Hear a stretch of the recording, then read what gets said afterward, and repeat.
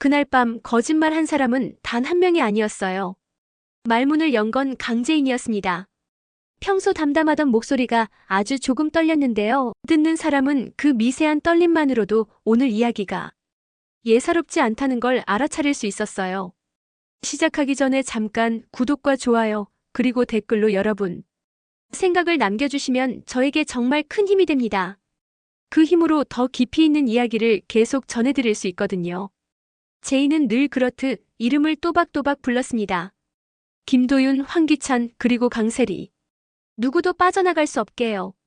제이는 먼저 자신을 속였던 시간이 얼마나 길었는지, 그리고 그 긴 시간 동안 사람을 의심하지 않으려고 얼마나 애썼는지 고백했는데요. 결혼 생활 내내 제이는 평범하게 살고 싶다고 했었더라고요. 화려한 자리, 박수 소리, 회장가의 거칠애보다 퇴근길집 불 켜지는 소리가 더 좋다고요.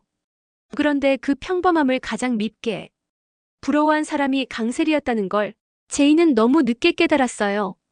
세리는 친구였고 동료였고 어느 순간에는 가족의 이름으로 옆방에 드나들던 사람이었거든요. 황기찬은 다른 부류였어요. 사랑을 믿는 척, 가족을 지키는 척하면서도 늘 머릿속 계산기를 놓지 않는 사람이었는데요. 그는 제인의 신뢰를 믿음으로 돌려준 적이 없었고 회사에 신뢰를 계약서의 잔꾀로 갈아치우곤 했어요. 사람 앞에서는 말이 부드러웠지만 마음은 늘 딱딱하게 굳어 있었죠. 기찬은 자신이 만든 방을 늘 집이라고 불렀는데 정작 그 방엔 누구도 쉬어갈 자리가 없었어요. 김도윤은 다릅니다. 도윤은 자신을 깎아내려서라도 가족을 먼저 세우는 사람이었는데요. 늘 나는 괜찮다고 말하곤 했어요. 병원에선 환자에게, 집에선 어머니 윤희에게, 동생 도희에게, 그리고 조카 보람이에게. 하지만 괜찮다는 말이 얼마나 오래 자신을 속박하는지 도윤은 아주 나중에서야 알게 됩니다. 상실이 연속해서 찾아오자 도윤은 부러진 나뭇가지처럼 조용히 휘어졌고 그 휘어짐을 티내지 않으려고 더 깊이 웃었습니다. 웃는 얼굴 뒤에서 이를 악물고 버티는 법을 배운 셈이죠. 이야기는 한 통의 익명 제보로 불붙었는데요. 제이는 그 메일을 도윤에게도 기찬에게도 보여주지 않았어요. 도윤이 다칠까봐, 기찬이 먼저 지워버릴까봐요. 메일에는 YL그룹의 오래된 거래 장부 사진이 몇 장 첨부돼 있었고 숫자 몇 개가 이상하게 덧발라진 흔적이 보였는데요. 오래 보니 그 덧발라진 곳마다 같은 이니셜이 박혀 있었어요. HC. 황기찬이 즐겨 쓰던 결제 이니셜이었죠. 제이는 증거를 찾기 전에 먼저 기억을 뒤졌습니다. 오래된 파편 같은 장면들이 차례로 떠올랐는데요. 직원 식당에서 세리가 야, 너는 왜 다 가진 사람처럼 굴어요? 하며 반쯤 농담처럼 던지던 말. 연휴 전날 사무실 불을 끄다가 책상 서랍에서 본 기찬의 비상인감 케이스. 그리고 무엇보다 은호가 떠난 다음날 새벽 현관 앞에서 마주친 세리의 구두굽에 묻은 흙. 그날 비가 왔는데요. 그 흙은 비에 젖어 있지 않았어요. 실내 주차장 바닥에서 묻은 것처럼 건조하고 매끈했죠. 그때 왜 묻지 않았을까? 제이는 뒤늦은 후회를 숨쉬듯 토해냈습니다. 반면 세리는 자신이 흔들릴 리 없다고 믿었습니다. 세리는 늘 한 발 앞서갔다고 생각했는데요. 사람에게 줄 수 있는 선물 가운데 가장 강력한 게 도움이라는 사실을 일찍 알아챈 사람이었어요. 누군가를 한 번 도우면 그 사람의 약한 곳을 안다고 믿었고 두 번 도우면 고개를 들지 못하게 만들 수 있다고 여겼죠. 세리는 그렇게 도움을 거래 칼로 바꾸는데 아주 능숙했습니다. 최자영은 치매가 오락가락하는 와중에도 유난히 뚜렷하게 기억하는 것이 있었는데요. 자영에게서 흐릿한 기억들이 며칠에 한 번씩 반짝이듯 선명해졌고 그 반짝임이 지나가면 또 멀어졌어요. 그런데 이상하게도 제인이 집에 들어올 때 풍기는 섬유 유연제 냄새와 어린 은호가 웃을 때 내던 숨소리는 또렷했어요. 자영은 그 냄새와 숨소리를 붙잡으려는 사람처럼 손끝으로 허공을 몇 번 더듬곤 했습니다. 제인아, 내 집은 어디니? 자영이 그렇게 물을 때마다 제인은 답을 하지 못했어요. 집이란 게 문과 지붕으로 이루어진 것만은 아니라는 걸 제이는 이제야 알게 되었거든요. 강승우는 겉으로 가벼운 농담을 던지던 사람이지만 속으로는 늘 가족의 텀을 메우려고 끙끙대던 사람이었습니다. 사람들이 승우에게 넌 늘 편해 보여라고 말하면 승우는 웃으며 저는 편한 척하는 게 취미예요 하고 넘겼어요. 하지만 편한 척도 근육처럼 과하게 쓰면 찢어집니다. 승우는 어느 날 도면처럼 펼쳐진 계약서 더미에서 낯선 이름을 발견했는데요. 디자이너 L 내부용 가명. 그 아래 작게 적힌 생산 단가와 납품가의 차이가 너무 컸어요. 승우는 그 자리에서 제인에게 전화를 걸었다가 끊었습니다. 말의 순서를 정리하지 못하면 진실은 오히려 멀어지니까요. 강미라는 돌아온 이후 줄곧 상황을 관망해왔는데요. 미라는 원래 단호한 사람이었고 단호함을 억지로 부드럽게 포장하지 않는 사람이었습니다. 미라는 제인의 손등을 한번 눌러보고 도윤의 눈을 한번 길게 바라본 다음에야 입을 열었어요. 숫자부터 보자. 미라는 감정에 마음을 내어 주도의 결정을 감정에게 맡기지 않는 사람이었습니다. 그렇게 제인, 도윤, 미란, 승우가 작은 방에 모였고 밤새 숫자를 맞춰보는데요. 같은 물건이 다른 계약서에서 다른 이름을 달고 떠돌아다니는 흔적이 줄줄이 나왔습니다. 그 차액이 향한 곳을 따라가 보니 결국 같은 계좌로 모였는데요. 계좌 명의는 회사 옛 임원의 사촌명의 실제 사용자는 황기찬이었습니다. 여기서 첫 번째 클라이맥스가 찾아옵니다. 제이는 그 증거를 들고 기찬을 바로 몰아붙이지 않았어요. 대신 세리를 먼저 찾아가 내일 내가 선택해. 오늘은 기회를 줄게라고 했습니다. 세리는 잠깐 웃더니 한치도 물러서지 않는 목소리로 대답했어요. 너의 선택은 벌써 끝났어. 네가 늦었을 뿐. 그 말은 싸늘했는데요. 싸늘한 말이 끝나자마자 세리는 순식간에 다정한 표정을 띠고 힘들면 내가 도와줄게요라고 덧붙였어요. 그 다정함은 오래전부터 세리가 사람들을 무너뜨릴 때 먼저 꺼내는 표정이었습니다. 다음 날 주주들에게 회사의 미래를 장밋빛으로 설명하는 자리가 준비되었고 기찬은 여느 때처럼 고급스러운 말들로 방을 채웠습니다. 우리는 아시아 미술 시장에서 독보적 위치를 같은 문장들이었죠. 그러나 그날 유일하게 준비되지 않은 게 있었는데요. 바로 반박이었습니다. 제이는 말로 반박하지 않았어요. 숫자로 그리고 이름으로 반박했죠. 계약서 원본, 수정 로그, 거래 계좌의 입출금 내역, 내부 결제 라인의 타임스탬프, 그리고 무엇보다 디자이너 L의 실명이 적힌 메일 헤더까지. 방 안의 공기가 무거워졌고 사람들 눈동자가 같은 곳을 두 번 바라보기 시작했어요. 한 번은 믿으려고 한 번은 의심하려고요. 김도윤은 끝까지 말을 아꼈습니다. 그는 늘 환자 곁에 앉아 침묵으로 함께 버티는 사람이었거든요. 도윤은 그날도 제인의 왼쪽 어깨 뒤에 조용히 서 있었고 제인이 말이 막힐 때만 한마디씩 붙잡아 주었어요. 지금 필요한 건 누가가 아니라 어떻게 해요. 회사가 서야 사람도 섭니다. 도윤이 그렇게 말했는데요. 도윤의 목소리는 이상하게 사람을 가라앉히는 힘이 있었어요. 분노로만 가득 차 있던 주주들 사이에 아주 얇지만 단단한 침묵이 퍼졌습니다. 두 번째 클라이맥스는 세리의 이름에서 터졌습니다. 제인은 오래 미뤄두었던 카드를 꺼내는데요.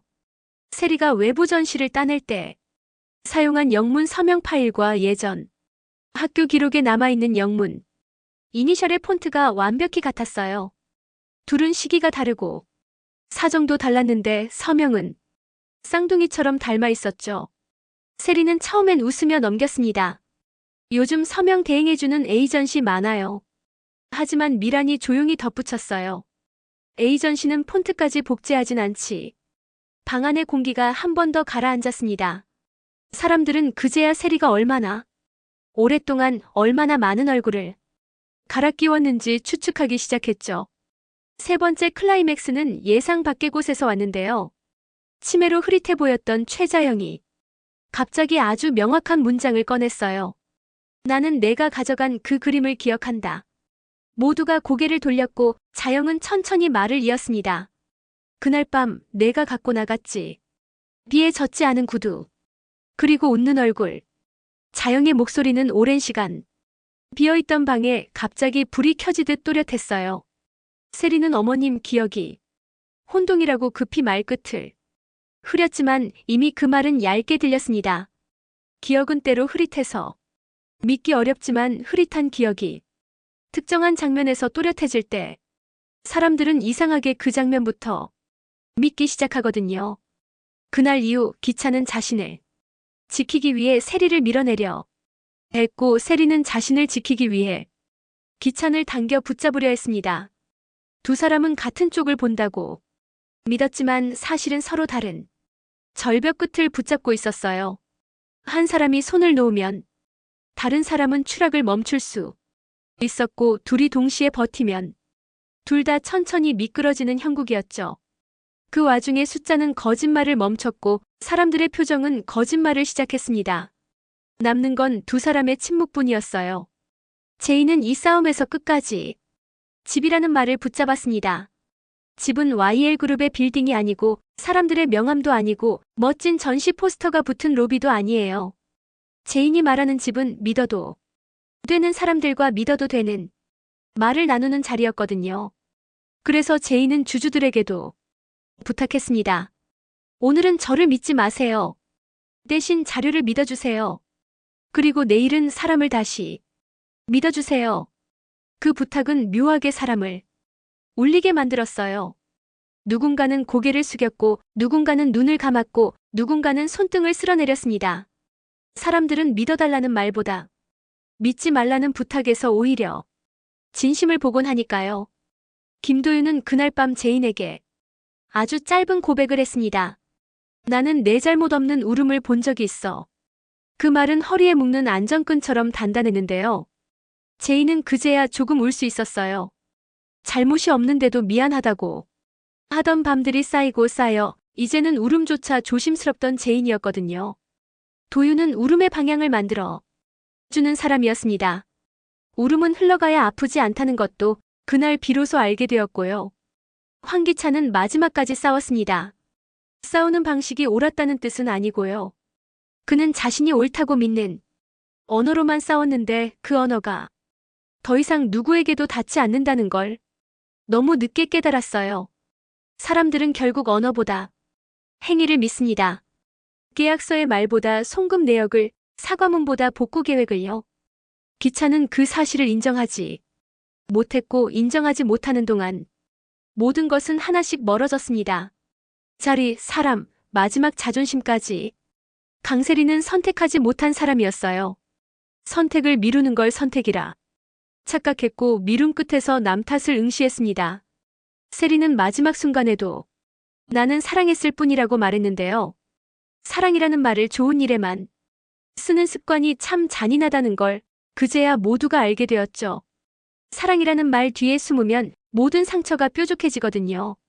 세리는 스스로 만든 이야기 속에서 천천히 길을 잃었고 그 길 이름이 결국 스스로를 향했습니다. 결말은 아직 닫히지 않았어요. 제인은 회사의 숨을 고르게 만들고 집의 온도를 다시 맞추는데 마음을 쓰고 있습니다. 최자영은 어떤 날은 아주 선명하게, 어떤 날은 아주 흐릿하게 제인의 손을 잡아요.